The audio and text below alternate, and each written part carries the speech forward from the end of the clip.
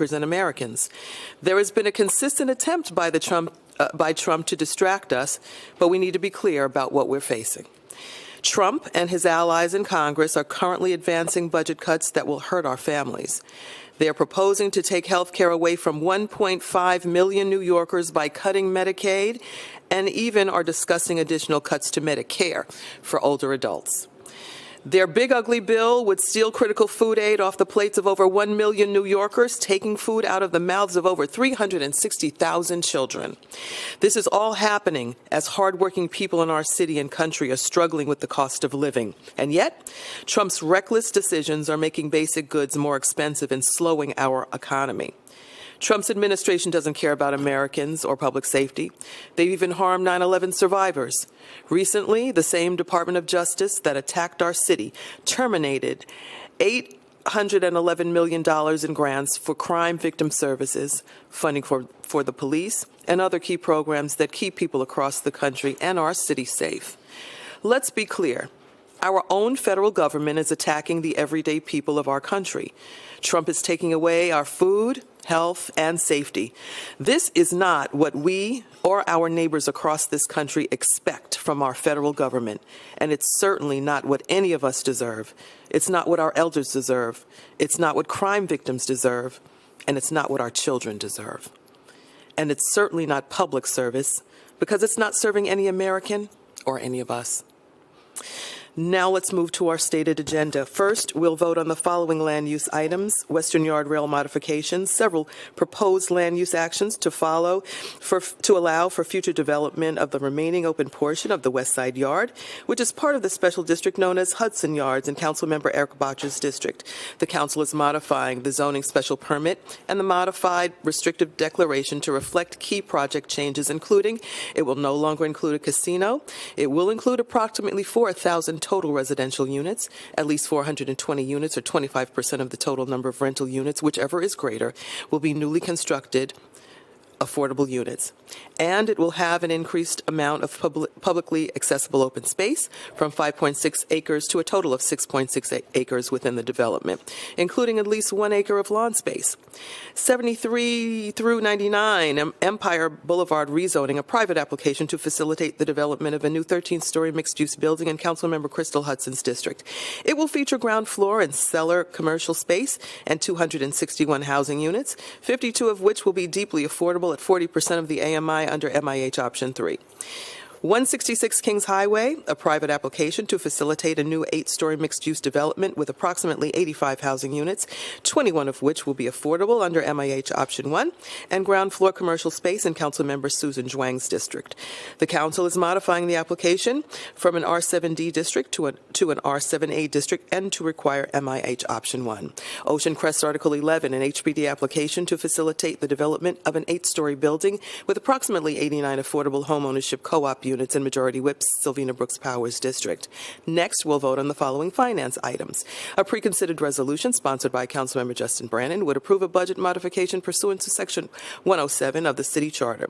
A preconsidered resolution sponsored by Councilmember Brannan would establish a new 40-year Article 11 tax exemption for one lot in Councilmember Brannan's district. A preconsidered resolution sponsored by Councilmember Brannan would establish a new 30-year partial Article 5 tax exemption for one lot in Councilmember Carolina Rivera's district. A preconsidered resolution sponsored by Councilmember Brannan amending a previously granted tax exemption for one building in the Lower East Side in Councilmember Rivera's district. A preconsidered resolution sponsored by Councilmember Brannan would establish a new 40-year Article 5 tax exemption for one lot in Councilmember Yusuf Salam's district. A preconsidered resolution sponsored by Councilmember Brannan would establish a new 40-year Article 11 tax exemption for 7 lots in Councilmember Mercedes Narcisse's district. A preconsidered resolution sponsored by Councilmember Brannan would establish a new partial 40-year Article 11 tax exemption for 5 lots in Councilmember Abreu's district. A preconsidered resolution sponsored by Councilmember Brannan would establish a new 40-year Article 11 tax exemption for 1 lot in Councilmember Gennaro's district.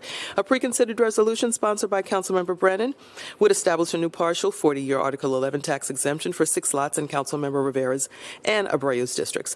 A preconsidered resolution sponsored by Councilmember Brannan would establish a new 40-year Article 11 tax exemption for a lot in Councilmember Caban's district. A preconsidered considered resolution sponsored by Councilmember Brennan would establish a new partial 40-year Article 11 tax exemption as well as a partial 3.5-year retroactive Article 5 tax exemption for 2 lots in Councilmember Salamanca's district. Next, we'll vote on the following home rule resolutions. A preconsidered SLR to discontinue the use of parkland within Ferry Point Park in the Bronx. A preconsidered SLR to extend the authorization of the use of speed cameras in school zones. SLR 6 will amend the vehicle and traffic law to authorize a 5-mile-per-hour speed limit for open streets. SLR 7 will amend the general municipal law to allow certain child beneficiaries to receive accidental death benefits for the duration of their lifetime. SLR 8 will amend the administrative code related to the verification of participation in the rescue, recovery, and cleanup operations at the World Trade Center site after the terror attacks on September 11, 2001. SLR 9 will amend the retirement and Social Security law in relation to eligibility of EMT members to opt into the 25-year retirement program. SLR 10 will amend the retirement and Social Security law in relation to the normal retirement age for the members to access the New York City Fire Department Pension Fund. SLR 11 will amend the general municipal law in relation to disabilities of members of the uniformed force of the Sanitation Department. SLR 12 will amend the city charter to allow access to sealed records and certain confidential records by the Civilian Complaint Review Board to complete their investigations. SLR 13 will amend the retirement and Social Security law in relation to the transfer of service credit between certain retirement systems. SLR 14 will amend the retirement and Social Security law in relation to eligibility for participants in the automotive 25-year age 50 pension plan with more than 30 years of credited service who remain in active service after age 62 to receive a service requirement benefit equivalent to the standard received by Tier 6 members. SLR 15 will amend the retirement and Social Security law to provide a heart disease presumption for certain probation officers. SLR 16 will authorize the city to convey certain property to the Bedford-Stuyvesant Volunteer Ambulance Corps. SLR 17 will amend the retirement and Social Security law and the administrative code to permit surviving spouses of certain retirement plan members to retain benefits upon remarriage. SLR 18 and 19 will amend the general municipal law in relation to disabilities of deputy sheriffs. SLR 20 will amend the retirement and Social Security law and the administrative code to establish 25-year retirement programs for members of the city's water supply police. SLR 21 will amend the retirement and Social Security law to change the definition of the overtime ceiling. SLR 22 will amend the retirement and Social Security law in relation to permitting certain 25-year retirement program dispatcher members to file elections not to participate. SLR 23 enables a 5-year extension of an existing DCAS initiative called the Sail Away Program, allowing the city to sell certain limited city-owned property to an abutting property owner without an auction or competitive bidding process. Next, we'll vote on the following resolutions. Resolution 371, sponsored by Councilmember Crystal Hudson, would call on the New York State Legislature to pass and the Governor to sign S6643A. A9915. This bill would establish the Gate Money Program, which would provide up to $2,550 over 6 months to those released from state correctional facilities to help cover essential needs like food, housing costs, court-related debts, and employment preparation. Resolution 66A, sponsored by Councilmember Tiffany Caban, would strongly condemn the Trump administration's ongoing efforts to dismantle federal labor protections, express unwavering solidarity with unionization efforts across New York City's workforce, and affirm the fundamental right of all New Yorkers to organize, bargain collectively, and hold free and fair union elections. Resolution 520, sponsored by Majority Leader Amanda Farias, would recognize July 2nd annually as Thurgood Marshall Day in the city of New York to promote his contributions and legacy as a pillar of the civil rights movement. He became the first black U.S. Supreme Court Justice in 1967 after being nominated by President Lyndon B. Johnson. Resolution 853, sponsored by Councilmember Yusuf Salaam, would call on the New York State Legislature to pass and the Governor to sign legislation to amend the vehicle and traffic law to permit a motor vehicle identification number, or VIN, to be listed in a notice of violation instead of a license plate number in circumstances when a license plate of such vehicle is missing, concealed, obscured, or distorted. Resolution 339B, sponsored by Councilmember Carlina Rivera, would call on the New York State Assembly to pass and the Governor to sign S. 1226 A6004 or the Local Input in Community Health Care Act. The LICH Act would require advance public notice and engagement through a comprehensive review process involving experts and community members before a hospital submits its final closure plan. And next, we'll vote on the following legislation. Introduction 272A, sponsored by Councilmember Rita Joseph, would amend the citywide bathroom strategy to require an update regarding the status of each active or planned capital project to install a public bathroom at a site identified by Local Law 114 of 2022. I invite Councilmember Joseph to the podium to discuss her legislation. Thank you, Madam Speaker. Thank you, Madam Speaker. Today's a great day for New Yorkers. We are one step closer to ensuring access to clean, safe, and accessible public bathrooms for all New Yorkers, visitors, tourists, any day, anytime. I'm thrilled to share that my bill, Intro 272, has passed the Committee on Transportation and Infrastructure this morning. Introduced in partnership with Manhattan Borough President Mark Levine as part of my bathroom bills package, this legislation requires the city to report on previously identified sites for public bathrooms. The bill promotes transparency by mandating updates on project details, timeline, funding, maintenance plan, and specific locations. Best of all, this bill goes into effect immediately. Let's be clear, access to clean and safe bathrooms is not a luxury, it's a basic human right. By expanding the access, we are sending a clear message to every New Yorker and visitor. We see you, we hear you, we care about your dignity and safety. New Yorkers deserve better. They deserve easy access to bathrooms that are clean, safe, and accessible anytime, anywhere. I'm proud of making this happen. Thank you to my team, central staff, Brooklyn, Borough President Manhattan, Mark Levine, and every organization that helped make this possible. Thank you. Thank you, Speaker. Can't hide what your heart is, Rita. I know. Introduction 1050A, sponsored by Councilmember Carmen De La Rosa, would prohibit the Taxi and Limousine Commission from requiring the vehicles it licenses to have personal injury protection, also known as no-fault liability coverage, in an amount greater than 200% of the amount required by state law. I invite Councilmember De La Rosa to talk about her legislation. You're welcome. Thank you, Madam Speaker and colleagues. Intro 1050 is long overdue relief for drivers of the for-hire vehicles in New York City who have shouldered an undue financial burden for far too long.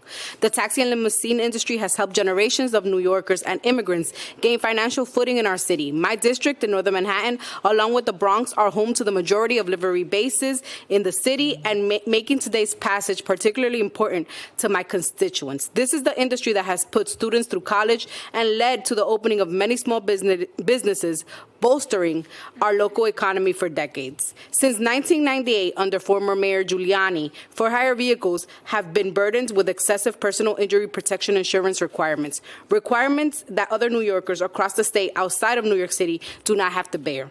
This mandated coverage far exceeds what is required by state law and forces drivers to absorb exorbitant insurance costs in an industry already marked by economic uncertainty. If American Transit were to disappear from the insurance market tomorrow, around 60% of FHV would immediately be off the streets, and over 74,000 drivers would be left without recourse or work. We cannot sit back and do nothing. This long disregard for this crisis has led to this point, and Intro 1050 began to chip away at decades of stalling on this issue. Since 1998 increased to 200,000, our vehicle safety requirements have improved significantly. Traffic and pedestrian safety regulations have progressed, and technology has improved. For-hire vehicles spend hundreds of hours on the road, conducting thousands of trips and undergoing inspections, training, testing, defensive driving courses, and are under agency oversight, making them some of the most experienced drivers on the road. Lowering the PIP requirement allows for other insurance companies to enter the market, reduces fraud claims attracted by our high insurance premiums, and lowers transportation costs for passengers and lowers costs for drivers. This change does not compromise our safety while removing duplicative requirements. This bill affirms our commitment to ensuring fairness and regulatory clarity. It ensures that drivers that keep our city moving can continue to endeavor unburdened by arduous insurance requirements. Thank you, Speaker, for your leadership on this, and I look forward to getting it done. Thank you. Introduction 206B, sponsored by Councilmember Shahana Hanif, would require the Department of Correction to provide annual training to all uniformed staff on the proper use of opioid antagonists and make the training available to individuals who are incarcerated. DOC would also be required to stock areas where individuals in custody are housed with opioid antagonists and make opioid antagonist kits available to individuals upon discharge from DOC custody. I invite Councilmember Hanif to the podium to discuss her bill. Thank you. Today we are voting on my bill, Intro 206B, to address the crisis of opioid overdoses in our city jails. I'd like to thank Speaker Adams for including this bill on the agenda, Criminal Justice Chair Nurse for moving it through committee, and Council Members Rivera, Osei, Bottcher, Narcisse, and Public Advocate Williams for introducing it alongside me. From 2022 to 2023, at least 10 people on Rikers Island died of a suspected drug overdose. These tragic deaths could have been avoided if the opioid antagonist, Narcan, was properly administered. Nothing that we can do will bring back these New Yorkers, but I'm glad that we're taking real steps to save lives moving forward. If passed, this bill will require the Department of Corrections to do the following: administer Narcan training to all uniformed staff, make training available to incarcerated people, stock Narcan in all housing units, verify that Narcan is properly stocked on a weekly basis, provide annual reporting on training and the administration of Narcan, and make opioid overdose kits available to those being discharged from jail into the community. This legislation is about compassion, accountability, and action. By equipping our jails with the tools to prevent overdose deaths, we are choosing to value the lives of every New Yorker inside and outside the system. Thank you. Thank you. All right. And Introduction 573A, sponsored by Councilmember Gail Brewer, would require the Department of Parks and Recreation to install at least 50 outdoor drinking fountains in public parks no later than June 1st, 2035. I invite Councilmember Brewer to the podium to discuss her two bills. Thank you very much. Thank you very much, Madam Speaker, and I want to thank Chair Krishnan for making this happen. So New Yorkers shouldn't have to purchase a single-use bottle of water because there's no public option available. 573A increases the number of, as you heard, of durable and permanent drinking fountains at park entrances citywide. It has to be within 100 feet of an entrance to a park where the park is located. We have amazing water in New York City, thanks to DEP and others. But it's one thing to have the resource, and it's another thing to have access to the resource. My interest in free public access to drinking water started with Richard Murphy, who was the Commissioner of Youth Services. He also started the Beacon program during the Dinkins administration, where I was proud to serve. One of his big practical ideas was giving every public school student a refillable water bottle. That hasn't happened, but I'm still going to work on it. The problem was and still is that we need water fountains to fill them, and people want them. During the 24 participatory budgeting cycle on the Upper West Side of my district, West Siders voted to allocate $375,000 originally for 5 new water fountains in Riverside Park. Wouldn't you know it, they only pays for 3 friggin' fountains. Can you imagine how much they cost? On the West Side, we are fortunate to have, great parks in terms of Central Park and Riverside Park, and they do a great job as staff of maintaining and enhancing public spaces. But the Parks Department remains terribly underfunded. This legislation adds equity.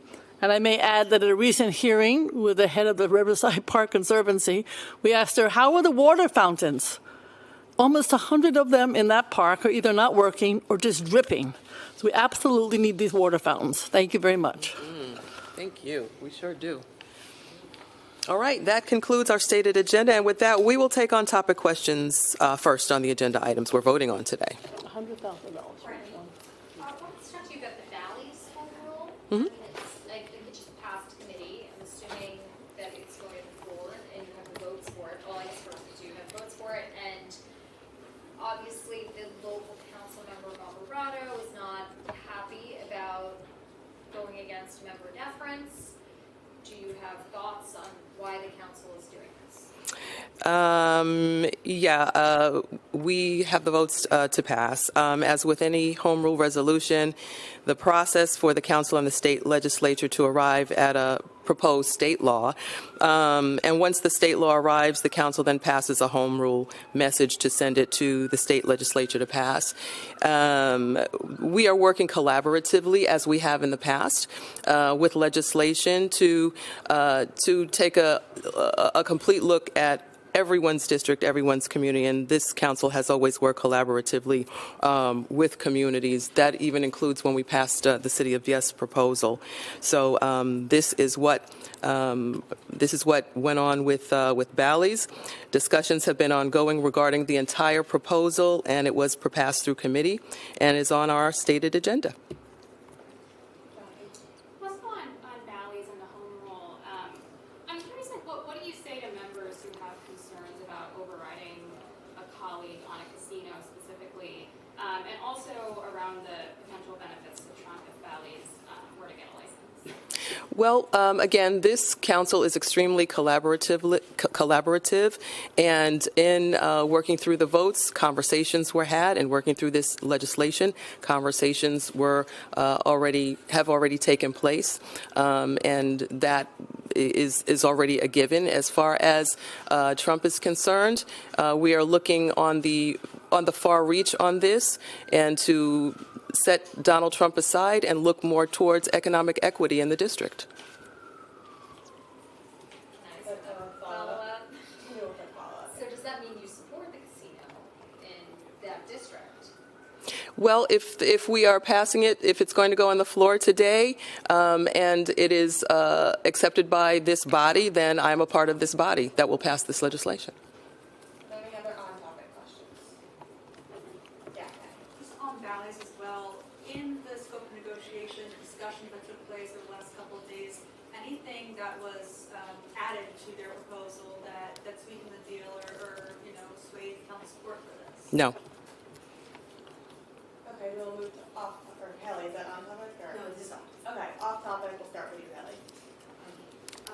Your campaign put out a tweet criticizing Mondani about his views on ICE. Was it your decision to take the tweet down, or who decided, if you could walk me through that? And then did you get any pushback from the Working Families Party about the tweet since they were spoken? Yeah, well, my position now is the position that I've always taken and held as leader of the city council. I've taken on ICE, as you all know, and the Trump administration to protect our city's immigrant communities, and I'm going to continue to do so. As mayor, I've sued our current mayor to stop ICE from allowing Donald Trump to expand his power here in New York City. And, my record speaks for itself. The tweet itself did not say what I wanted to say in the way that I wanted to say it. It is Trump-focused, the way that I have always spoken about Donald Trump, and the way that we will continue to push back on allowing ICE into New York City. So you wanted to take it down because it wasn't the way you wanted. It was not the way that I wanted to say what I wanted to say, and it was misinterpreted because of that. Chris? Just following up on that, if it wasn't saying what you had hoped to say, what did you want to say? Exactly what I just said. My focus has always been about Donald Trump, and you can take a look at the video that I put up on my government page, and it will say exactly what my intentions are. So you regret criticizing Zoran Mamdani, in other words? Is that I have no regrets, and I didn't criticize the assembly member. got it? On something else, Department of Sustainable Delivery. The mayor, as you probably remember, a few years ago, as part of a State of the City, announced that he was hoping to create this department. That hasn't happened. In recent days, the mayor has accused the council of slow-walking it and not making progress on it. What exactly is going on there? What's the holdup on that bill? Do you have any concerns with launching that department? And if so, what are they? The thing is that the mayor has, of late, given his thoughts about what he wants to do, legislation to the press, and has not collaborated with the city council. This is something else that we would really like to discuss with the council. It's never effective the way that he projects this out to the media. City Hall brought a single bill to us, but many of its ideas happen to already be bills or legislative requests already held by council members. So in addition to the substance itself, there's a lot to sort through, which takes time and work and collaboration, which we have always fostered in this body. Along with the administration, it takes work to do that together. So we had been working, Chris, with former Deputy Mayor Joshi on this until she resigned, along with the other 3 deputy mayors at the same time. So we continue to work on it with City Hall and the agency staff. We passed the delivery app fee cap bill in recent weeks, which had been a part of these specific conversations. The legislative process, as you know, is very deliberative. It takes time. It's designed to maximize public engagement, which we need, public input, which we need, unlike just perhaps signing an executive order. So we're going to continue to work with all stakeholders to get something done with this. So it's just ironic to me that the mayor had an entire sham charter revision commission criticizing the legislative process for being too fast and not allowing input, but now he's arguing that it's too slow. So we don't know what to think. Any sense on timeline on how No. long it might take? No, it's going to go through the process just like everything else. Are there any other off-topic questions? Okay, thank you everyone, have a nice day. Thanks, everyone.